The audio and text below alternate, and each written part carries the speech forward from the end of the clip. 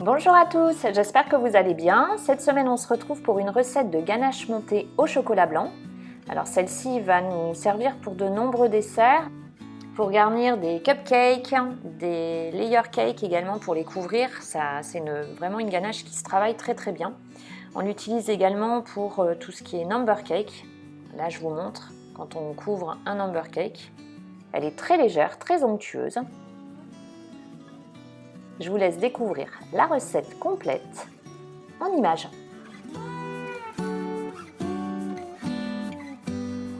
Pour réaliser la ganache au chocolat blanc, je commence par faire fondre 180 g de chocolat blanc au bain-marie ou au micro-ondes.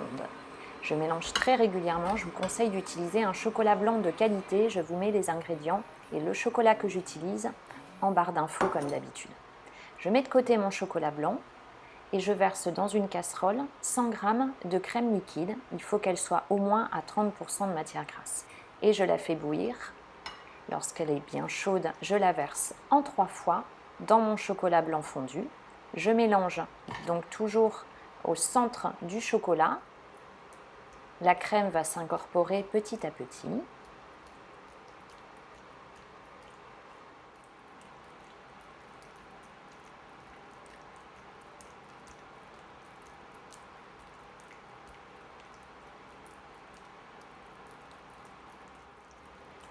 Donc j'ajoute la deuxième fois ma crème liquide et de nouveau je mélange toujours dans le centre jusqu'à ce qu'elle soit complètement incorporée.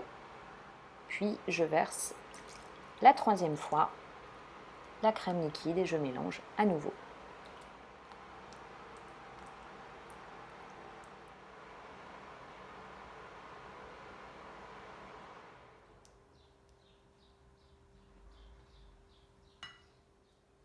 Puis j'ajoute toujours de la crème liquide, mais cette fois froide.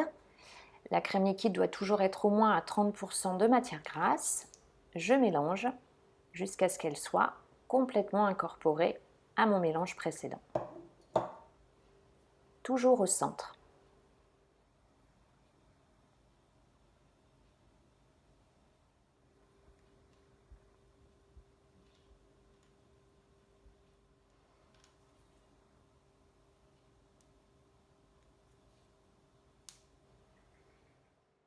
Je la filme au contact, c'est important.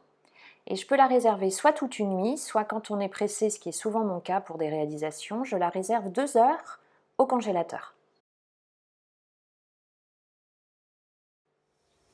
Donc après 2 heures, moi c'est ce que j'ai fait. On voit qu'elle a épaissi. Je la verse donc dans le bol du robot. Je vais la fouetter, mais vous pouvez aussi la verser dans un saladier ou un cul de poule et la fouetter au fouet électrique. Et j'ajoute de l'extrait de vanille liquide. Vous pouvez également ajouter les graines d'une gousse de vanille. Alors l'extrait de vanille, vous le mettez en fonction de vos goûts. Moi j'aime bien que c'est bien le goût de vanille. Et je fouette ainsi. Donc j'augmente la vitesse progressivement. Je ne vais pas trop vite au début, jusqu'à obtenir une belle ganache. Alors attention de ne pas trop fouetter, il ne faut pas que celle-ci graine. Dans ce cas-là, votre ganache, elle sera malheureusement fichue. Donc je vous montre ce qu'il faut obtenir. Ensuite, je la dépose dans une poche à douille. Je vais l'utiliser pour garnir des cupcakes. Donc je vous dis également, les number cakes, c'est très bien. Donc si vous voulez qu'elle durcisse un petit peu, vous pouvez la mettre un peu au réfrigérateur avant de la manipuler. Moi, je le fais tout de suite parce que là, elle a une bonne consistance.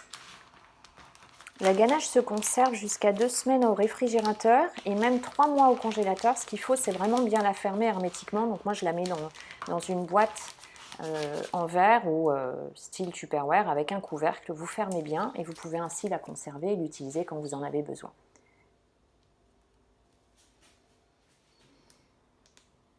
Donc, je vous montre ce que ça donne avec une douille.